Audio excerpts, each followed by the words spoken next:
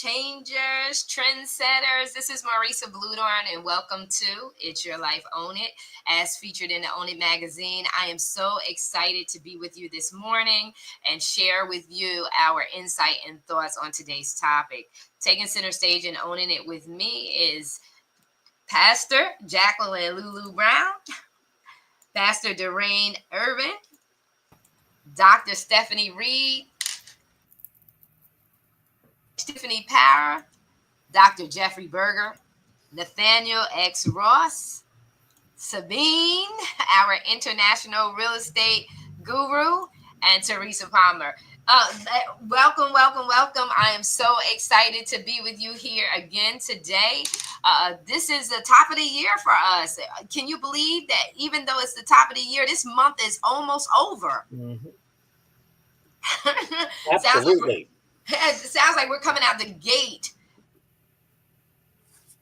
speed and full throttle. And so today we're talking about shadowing. And I want to charge you, right? Because some of the topics that we talk about, folks may say, well, what does this have to do with me? Why is this important to me?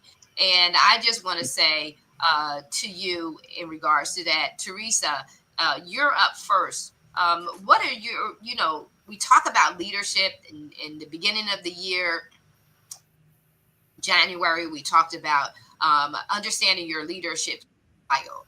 And we have a tendency to think that leadership is always above us, those who are in charge of us, without capturing or being awakened to the fact that we are leaders of ourselves first. Before you can be a leader of anyone else, you're leading yourself first. And so It's Your Life, Own It is about owning your life and understanding that and being fully awakened and intentional with that. And so some of the ways that we learn, right, and some of the ways that we improve upon our performance, how we're showing up for ourselves, is by learning and gleaning from others. And so share with us, why would it be important for us as individuals to look into shadowing as part of a development aspect of our lives? Welcome, everyone. I think it's so important that we do the inner work. And with shadow, what's called the shadow, is a part of us that sometimes we don't want to acknowledge. It's like if you're triggered by someone or something, you need to look at yourself and say, why am I being triggered? What is it about that bothers me? And what is it about me that maybe it's something I want to do or a way I want to be? Maybe if I'm a little shy, I want to be more outgoing. Maybe if I'm really outgoing and loud, I want to tone that down a little bit. So that's doing the inner work. And you can't, we have to do our inner work in order not only to know ourselves, but then be able to go out there and help others. Because if you don't know yourself, it's like going to a therapist that has no idea of their own inner work. How could they help you when they haven't done the work themselves? And it's the same thing regardless of whether you're a coach, a therapist, a nurse, a doctor, any of those things.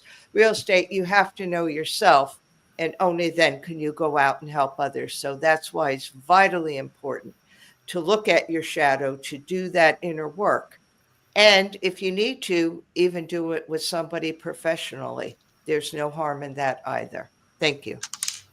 Yeah, excellent point. Those hidden traits. So I'm going to just go right on over and pass it over to Pastor Jacqueline Lulu Brown. Share with us that, because we do try to hide the shadows, right? We do try to hide those things, and we talk about the SWOT analysis. So go on, share your thoughts. There are some root causes that very often. We can't hear you.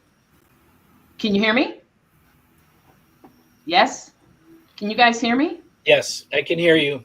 Okay, great. Thank you.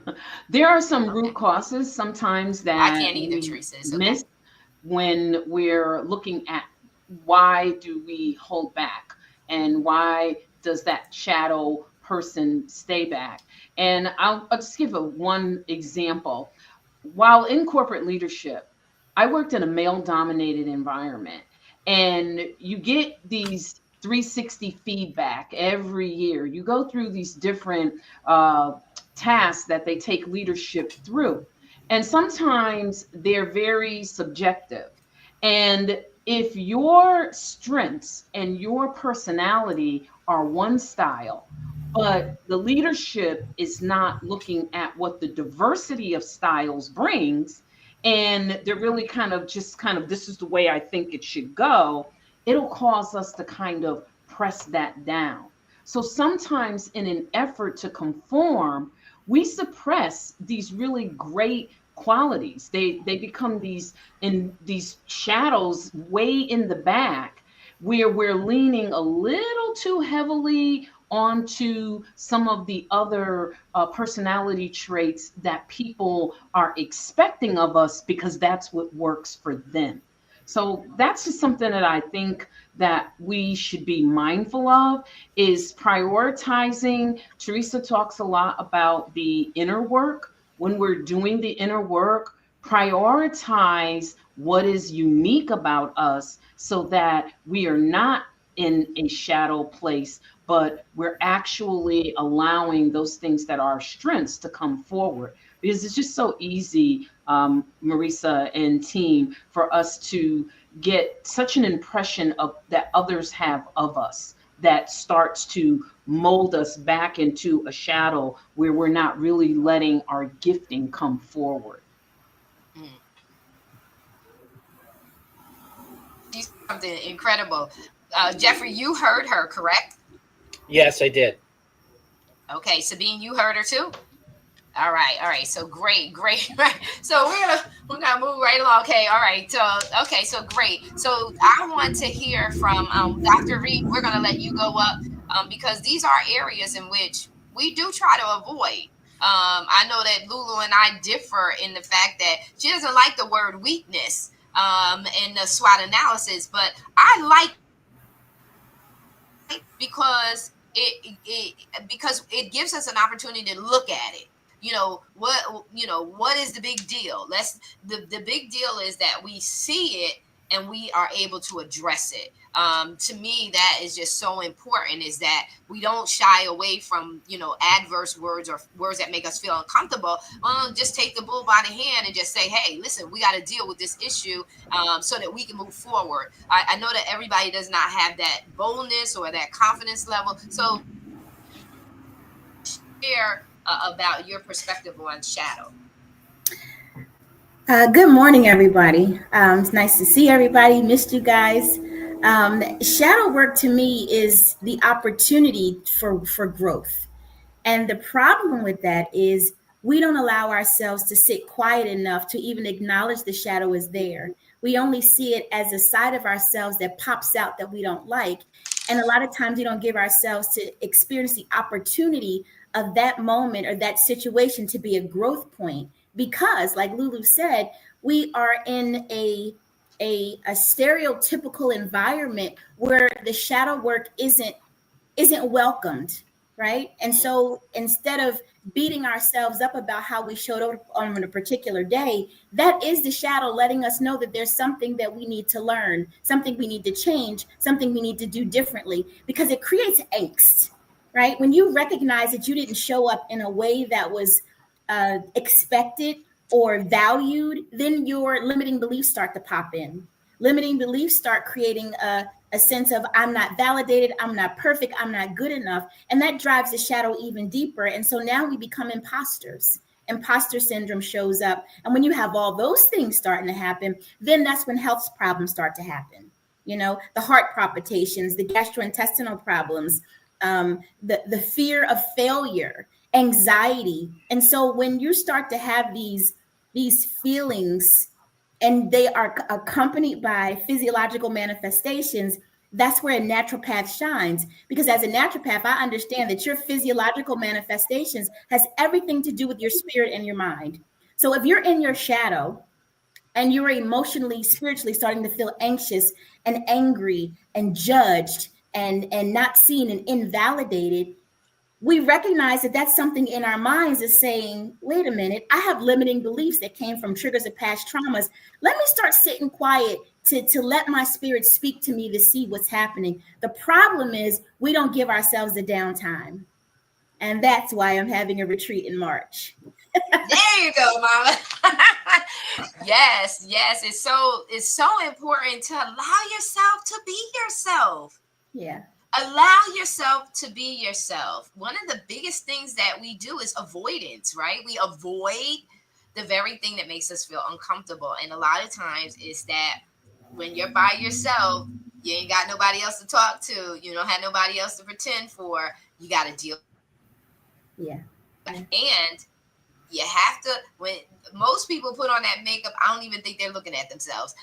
Pastor Durain, I want your insight on the shadow work, that avoidance of, some of those traits that we don't like. And just like Lulu said, that aren't acceptable.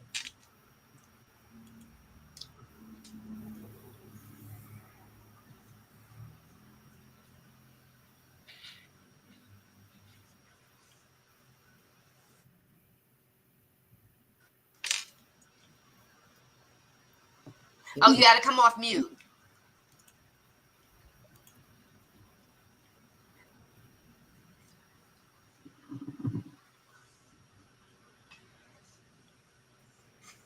I apologize. Good morning, everyone. I'm excited to be here.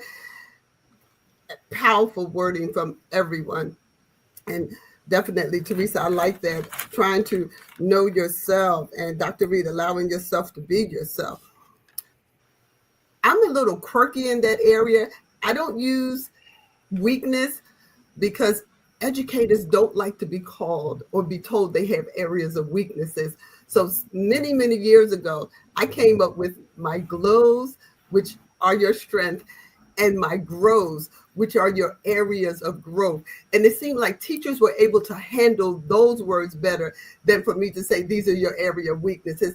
Just a play on words.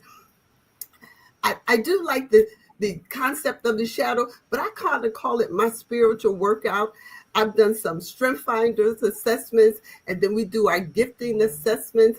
And I look at my areas of growth. And what I try to do is surround myself with people who my areas of growth are their areas of glows and strengths. And I'm very upfront to say, okay, people, this is my area of growth. This is not my wheelhouse. So I'm going to depend on you to be the leader in that area. It empowers me to accept the fact that, number one, I'm not perfect in every area. I know we try to think we are. We're a bag of potato chips with some whipped cream on the top, but we're not. And so I embrace my areas of growth because I use those people around me, and I can build from their areas of strength, and then that empowers them. And they have more respect for you if you say, sweetie, I don't know this. This is not my wheelhouse. Right. So I'm going to depend on you. I need you to bring this to the next meeting. And so that's what I have done. But I kind of call it my spiritual checkup, and I try to do it periodically.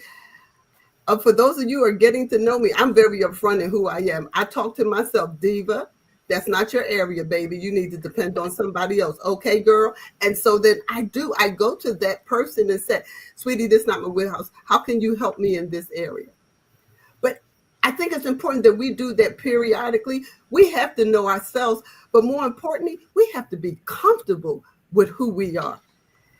And I'm very comfortable with who I am. And I say the good, the bad, and the ugly. And the bad might get better and the uglier might get uglier. But I accept it as it is, and I move forward and give it to God. God, I need you to help me in this area. Holy Spirit, I need you to guide me in this area. What I don't know, I need you to supernaturally drop it into my spirit so I could be successful in this area.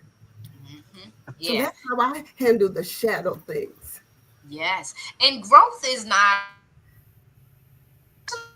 personal. So when someone's giving you feedback, it's not an attack on you. It's for you to grow, right? And I think that when we shift in our mindset of taking things so personally, that when you get to a place of hunger for developing yourself, I believe that it lessens that blow of that adverse feedback, or that feedback that's not always Can I just add it's something to actually that? edifying you. But in the education realm, because we're supposed to be the experts, it's kind of hard to swallow that you have an area of weakness. So I had to develop another way to address it because they did feel personally attacked. Yeah, yeah, and that's something that we have to, on the leadership side as well as on the follower side, we have to be conscious of, not taking things so personal, and taking them from a place of growth, like you said, glow and grow. So we have to, if we want to get to that place of ease, you got to get rid of looking at things like feedback. I love it because Lulu says this all the time is, disease comes from dis-ease. Well, how do you handle that? It's how are you looking at your mindset about getting the feedback? Do you better and improve? Then you got to be open to it. And this is, like I said, this isn't the easy place to be. Like in this space is not the easy place to be initially, but it doesn't have to stay that way. It can change when you change your mindset and you're open to growing. And I always equate it to where because we're not taught that in growing up, because that's not, when we're little kids and we're not, discipline is discipline instead of education or enlightenment. And if you take a child and you start enlightening them, there's a level of maturity that begins at a very, very early age where they don't take feedback as punishment or harsh. They take it as the part of the developmental journey. Okay, this is what I need to do in order for me to show up better. And so, Coach Tiffany, over to you and ask you about, the shadow work, doing the shadow work, especially in fitness. I mean, this is another thing in fitness and making healthy choices and things like that. So share your thoughts. No, absolutely. Absolutely. And thank you so much for having me. Welcome, everybody. This has been just great hearing everyone speak on this. When it comes to the health and wellness piece, I mean, if you don't do the shadow work, it will come up. I mean, you will see yourself doing that emotional, eating and, not getting up and doing the movement and things that you need to do because you're going backwards. You're feeling some type of way. And that's when you have to really learn about that inner work as Teresa, says, and learn the energetic body, because that's what it really is all about, is learning what makes you tick in that our energetic body to understand understand the releases, right? So accepting that adverse feedback. I mean, I am a coach that I'm going to be I'm a little harsh at times, but I'm very blunt and honest. And I'll tell you, and I want to hear that as well, because I need to know where I need to work on, what I need to work on so I can get to that next level.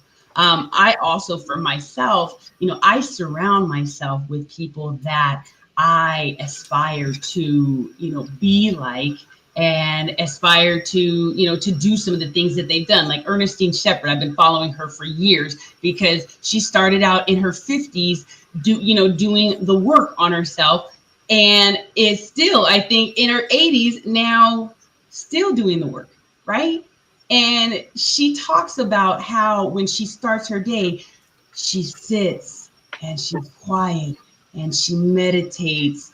And that is so, so important, to take that time just to be quiet, because we're stuck. I always talk about that hamster wheel, and I was stuck in that hamster wheel, and I had all this dis-ease in my body until I finally just said, let me go ahead and, do the work. So that's what you got to do. You just got to do the work, and you got to accept the feedback that's coming, and you got to listen to your body. So that's really the things that I do in this shadow work, and it is a continuous journey. So you have to stay consistent with it. And that's with everything. Yes. Yes, I love getting the feedback.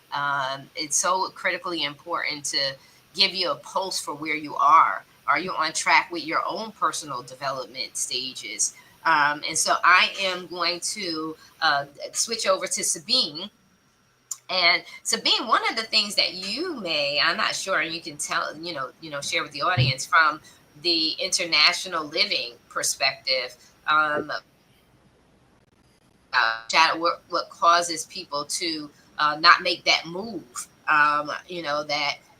indecisiveness. I know we were talking about having appointments and juggling those appointments and different things like that. How does shadow work in the sense of folks not self-sabotaging, to not want to make that move because they're gonna come to another country, they gotta, there's all of that comes with it, purchasing a property, etc.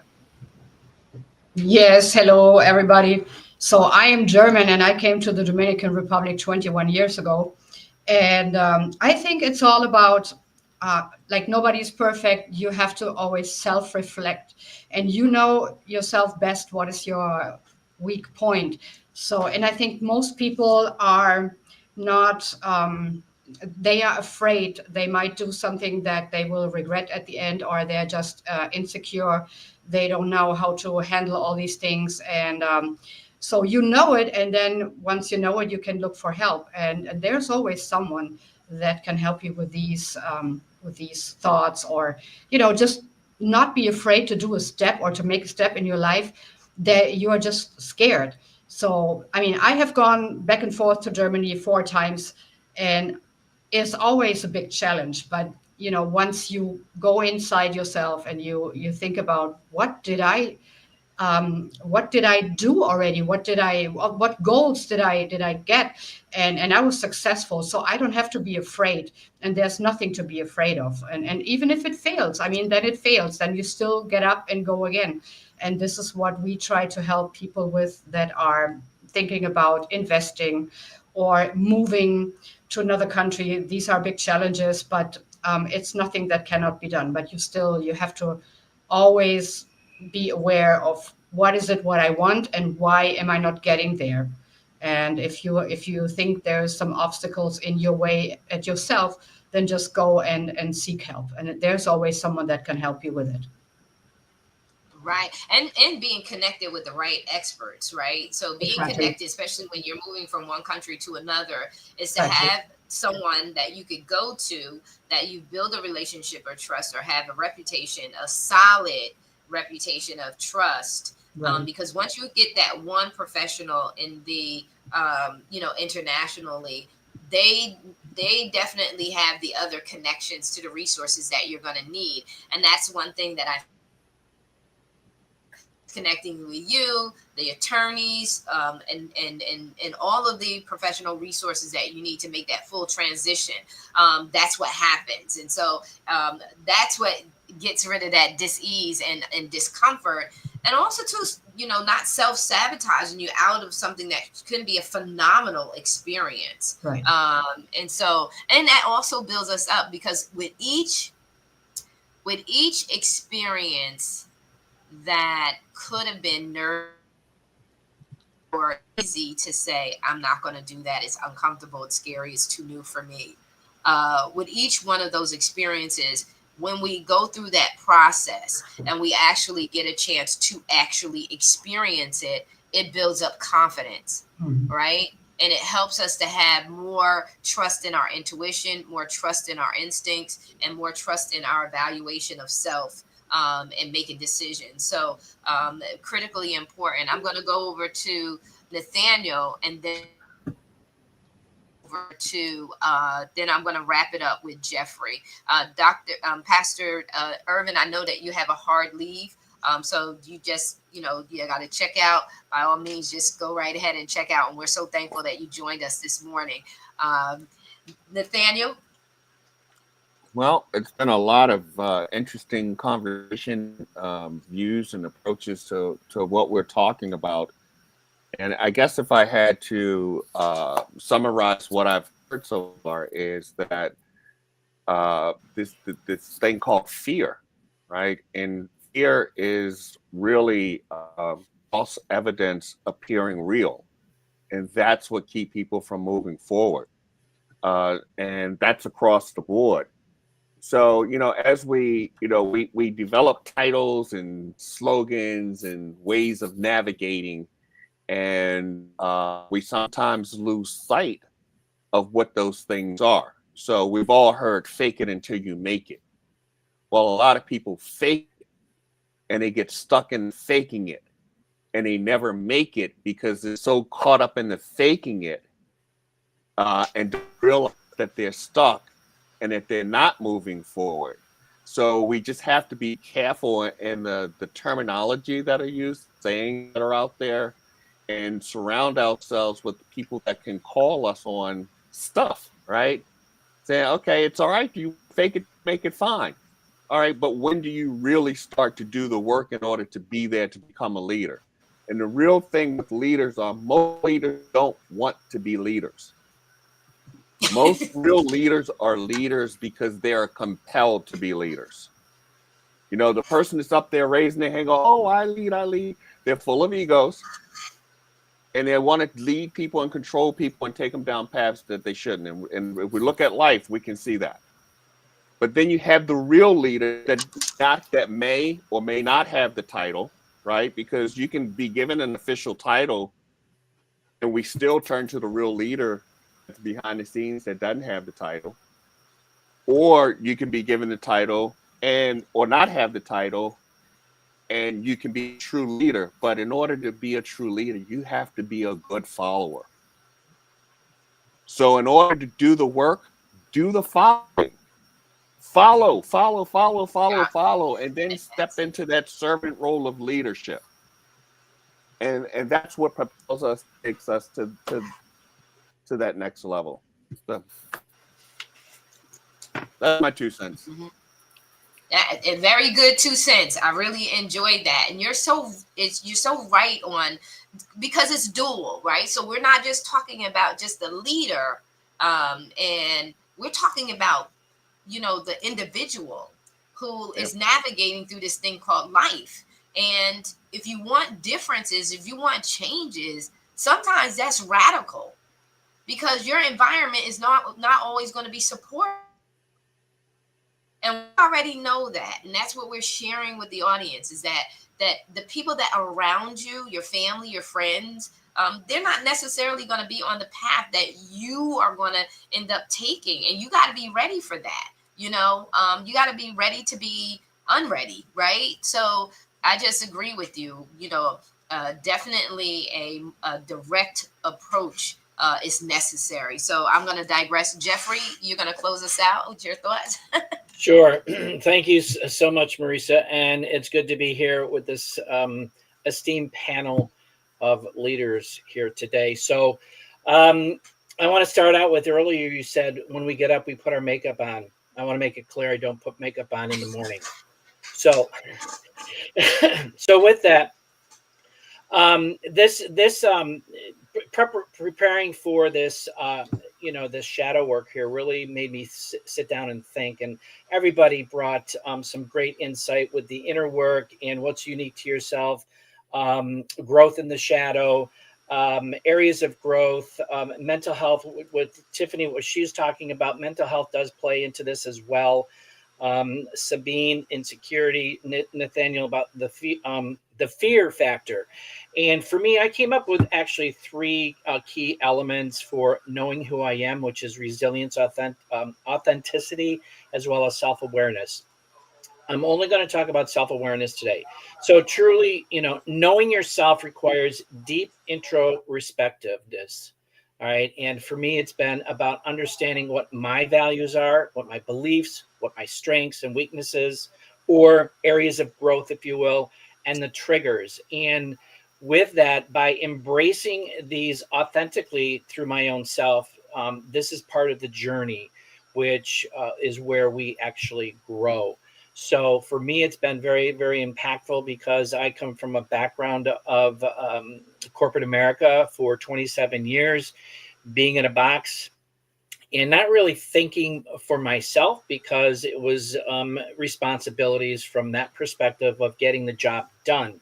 Now that I'm on my own, it allows me to open up and embrace those fears, but then also grow through that. So knowing who I am has been a key component to my growth over the last 8 to 10 years on my journey, along with knowing you leaders here, because I've got almost a page of notes here that I'm taking from today's session. It's been truly amazing. And that is where Nathaniel says the leader follows. So we're following, listening to everybody share their journey and what they've, want to share with the world. So thank you so much. This is excellent. Excellent points. Love it. I got everybody right. I made sure I got everybody. Because we want to live fulfilling lives, right? We want to live a life. We want to get to a place that we're enjoying the journey. Going through the motions, but we really want to enjoy the journey. And that means that we may have to do some things, shift some things around about the things that we do.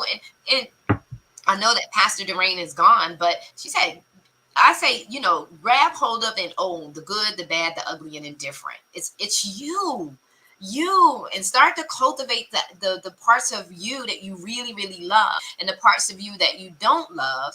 Then start working on those and transforming them, because you don't want to be